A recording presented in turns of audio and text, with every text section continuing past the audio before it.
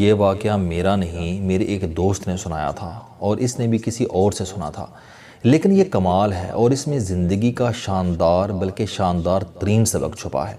سنانے والے نے سنایا کہ میں پڑھائی کے بعد لندن سے واپس آیا، سارا دن گھر پر پڑا رہتا تھا۔ ایک دن میری والدہ نے مجھ سے کہا کہ دوڑ کر جاؤ اور ہمسایوں سے تھوڑا سا نمک مانگ کر لے آؤ۔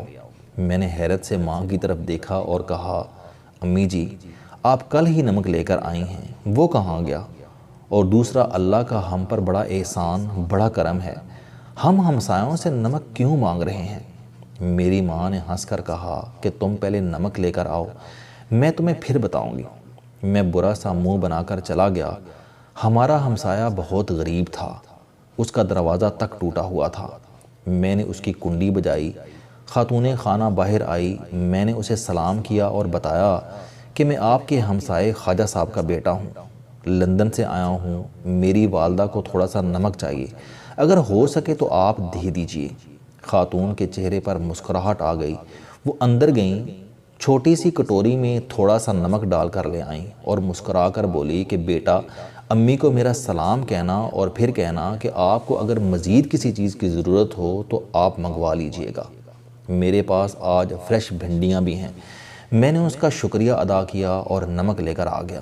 میں والدہ سے بہت ناراض تھا، مجھے نمک مانگتے ہوئے بڑی شرم آئی تھی۔ میری والدہ نے مجھے دیکھ کر کہہ لگایا اور میرے سر پر ہاتھ پھیر کر بولی، بیٹا یہ لوگ غریب ہیں، یہ روز مجھ سے کھانے کی کوئی نہ کوئی چیز مانگتے ہیں۔ ان کے بچے شروع میں جب ہماری بیل بجاتے تھے تو مجھے ان کی آنکھوں میں شرمندگی اور بے عزتی محسوس ہوتی تھی۔ میں نے انہیں شرمندگی سے نکالنے کے لیے یہ طریقہ ایجاد کیا ہے، میں ہر دوسرے دن ان سے کوئی نہ کوئی چیز مانگتی رہتی ہوں۔ کبھی نمک مانگ لیتی ہوں، کبھی مرچ کے لیے کسی کو بھجوا دیتی ہوں اور کبھی دوپٹہ، چادر یا بالٹی مانگ لیتی ہوں۔ میرے مانگنے کی وجہ سے یہ کمفرٹیبل ہو جاتے ہیں اور ان کو جو بھی چیز چاہیے ہوتی ہے یہ ہم سے بے دھڑک لے لیتے ہیں۔ یہ سن کر میری آنکھوں میں آنسو آ گئے۔ میں نے اپنی ماں کا ہاتھ تھاما اور دیر تک چومتا رہا۔ میری ماں نے اس کے بعد مجھے زندگی کا شاندار ترین سبق دیا۔ انہوں نے فرمایا کہ بیٹا اپنے غریب ہمسایوں، رشتہ داروں اور دوستوں سے چھوٹی چھوٹی چیزیں مانگتے رہا کرو، اس سے ان کی انا بھی تکڑی رہتی ہے اور ہمارا بھی ان سے تعلق قائم رہتا ہے۔ میں نے ایک بار پھر اپنی ماں کا ہاتھ چوم لیا۔ میری والدہ نے شام کو میرے ذریعے اس ہمسائے کے گھر سالن بھی بھجوا دیا۔ میں گوشت کا ڈونگا لے کر گیا اور ان سے تھوڑی سی بھنڈیاں مانگ کر لے آیا۔ اس رات مجھے طویل عرصے بعد لمبی اور پرسکون نیند آئی۔ یہ کیا شاندار واقعہ اور بے مثال سبق ہے۔ میں نے جب یہ سنا تو میرے سامنے بھی درجنوں واقعات کھل گئے۔ میرے والد بھی اپنے دوستوں سے تمباکو اور حقے کے لیے گڑ منگوایا کرتے تھے۔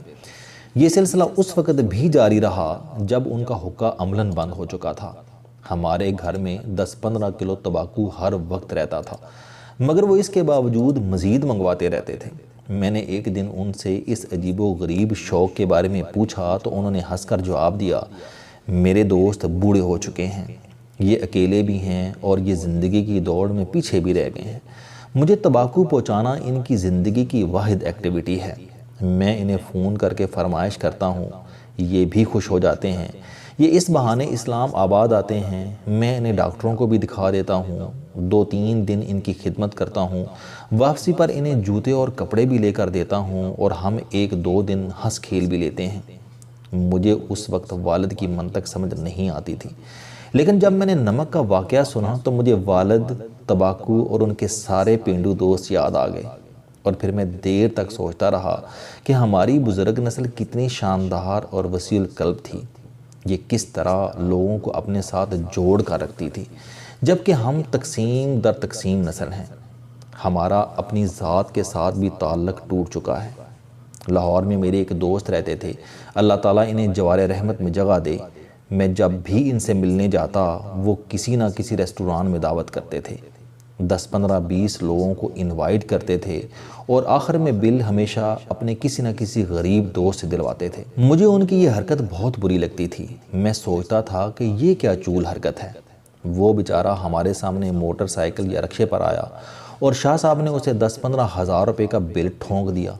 اللہ تعالیٰ نے انہیں انتہائی خوشحال بنا رکھا ہے، انہیں کم از کم یہ چول نہیں مارنے چاہیے۔ میں کئی برس تک شاہ صاحب کی اس حرکت پر کڑتا رہا، لیکن پھر ایک دن شاہ صاحب پکڑے گئے۔ میں واش روم میں تھا، شاہ صاحب بھی اپنے غریب دوست کو پکڑ کر واش روم میں لے گئے۔ وہ دونوں نہیں جانتے تھے کہ میں اندر ان کی گفتگو سن رہا ہوں۔ شاہ صاحب نے اپنے غریب دوست کی ٹھوڑی کو ہاتھ لگایا اور اس سے کہا، یار حماد، باہر میرے دوست ہیں، یہ مجھے بل نہیں دینے دیں گے، تم یہ پیسے رکھو اور جب ویٹر بل لائے تو تم بل پکڑ کر زبردستی ادا کر دینا۔ اگر میرے دوست ضد کریں گے تو میں ان سے کہوں گا کہ یہ دعوت حماد کی طرف سے تھی، لہٰذا بل یہی دے گا، پلیز میرا پردہ رکھنا۔ حماد نے آہستہ آواز میں سرگوشی کی، شاہ جی آپ پیسے رہنے دیں، بل میں دے دوں گا۔ شاہ صاحب نے دوبارہ اس کی ٹھوڑی کو ہاتھ لگایا اور منت کے لہجے میں کہا، حماد پلیز تم یہ رقم ادھار سمجھ کر رکھ لو، لیکن بل اسی سے ادا کرو، اور اس کے ساتھ ہی رقم اس کی جیب میں ڈال دی۔ وہ دونوں واش روم سے نکل گئے تو میں بھی آنکھیں صاف کرتا ہوا باہر آ گیا۔ دعوت کے آخر میں جب بل آیا تو سب نے اونچی آواز میں کہنا شروع کر دیا کہ میں دوں گا، میں دوں گا، لیکن شاہ صاحب نے حسب عادت اونچی آواز میں کہا کہ یہ بل حماد دے گا۔ یہ چودھری صاحب سے ملنا چاہتا تھا، لہٰذا اسے اب اس ملاقات کی قیمت بھی ادا کرنی پڑے گی، اور ساتھ یہ حماد نے بل پکڑ لیا۔ میں نے یہ واقعہ بعد ازاں بے شمار لوگوں کو سنایا اور ہر بار ان سے یہ درخواست کی کہ آپ جب بھی اپنے پرانے اور بچپن کے دوستوں سے ملیں شاندار کھانا منگوائیں، اور جب بل کی باری آئے تو بل اٹھا کر اپنے سب سے غریب دوست کے حوالے کر دیں، اور ساتھ ہی میز کے نیچے سے اسے رقم پکڑا دیں۔ اس سے اس کا بھرم بھی رہ جائے گا، دوستوں میں اس کی عزت بھی بڑھ جائے گی، اور آپ کا اس کے ساتھ تعلق بھی گہرا ہو جائے گا۔ یہ واقعات سن سن کر میرے چند جاننے والوں نے دوستوں سے مانگتے رہو کے نام سے ایک چھوٹا سا گروپ بنا لیا۔ اس گروپ کے لوگ اپنے غریب رشتہ داروں اور دوستوں سے کچھ نہ کچھ مانگتے رہتے ہیں۔ یہ کسی سے گنے منگوا لیتے ہیں، کسی سے گڑ، کسی سے مکھن، کسی سے پنیر، کسی سے دیسی انڈے، کسی سے ساگ اور کسی سے آٹا۔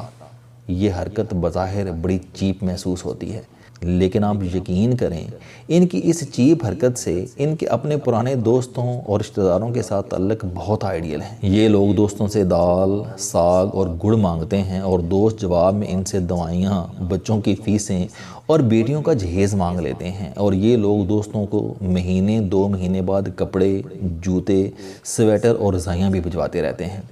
آپ خود سوچئے، یہ لوگ اگر ان سے گڑ نہیں مانگیں گے تو یہ غریب دوست ان سے اپنی تکلیف اور ضرورت کا ذکر کیسے کریں گے؟ اور یہ اگر ان سے اپنی ضرورت بیان نہیں کریں گے تو پھر یہ کس کے پاس جائیں گے؟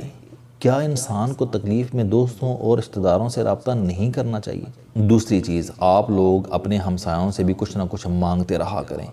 اس سے آپ کے تعلقات دیواروں تک محدود نہیں رہیں گے، یہ صحن اور ڈرائنگ روم تک چلے جائیں گے۔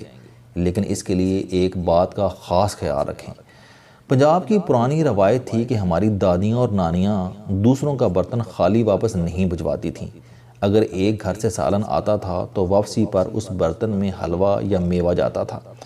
آپ بھی ہمسایوں سے مانگیں اور واپسی پر اس برتن میں زیادہ بڑی اور شاندار چیزیں بھجوائیں۔ اس سے آپ کے تعلقات میں بھی اضافہ ہوگا اور اجنبیت کی دیواریں بھی گر جائیں گی۔ آخری بات، آپ کو جب بھی کوئی شخص کھانے کی چیز بھجوائے تو لوگوں کے درمیان اس کی جی بھر کر تعریف کریں۔ یہ یاد رکھیں کہ ہم انسانوں کی فطرت ہے، ہم ہمیشہ دوسروں سے کھانے کی چیز کی تعریف چاہتے ہیں۔ آپ ذرا یاد کریں، لوگوں نے جب بھی آپ کے کھانے کی تعریف کی تھی تو آپ کو کیسا لگا تھا؟ آپ کو اگر اچھا لگا تھا تو آپ بھی یہ کر کے دیکھیں، دوسروں کو بھی بہت اچھا لگے گا۔ اور یہ بھی یاد رکھیں کہ ہم سماجی جانور ہیں، ہم دوسروں سے کٹ کر نہیں رہ سکتے۔ ہماری ساری خوشیاں دوسروں کے دلوں سے نکلتی ہیں، لہٰذا لوگوں سے رابطے میں رہا کریں، خوش رہیں گے، ورنہ اپنی ہی ذات میں قید تنہائی کا شکار ہو کر گھٹ گھٹ کر فوت ہو جائیں گے۔ السلام علیکم دوستو، علم دوستی چینل بنانے کا مقصد موٹیویشنل اور زندگی بدل دینے والی کہانیاں آپ تک پہنچانا ہے۔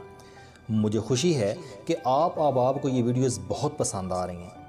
کوئی بھی شخص جو مایوسیوں میں گھرا ہو یا کوئی بھی شخص جو اپنی زندگی مثبت انداز سے گزارنا چاہتا ہے، اس کے لیے یہ چینل لائف چینجنگ ثابت ہوگا۔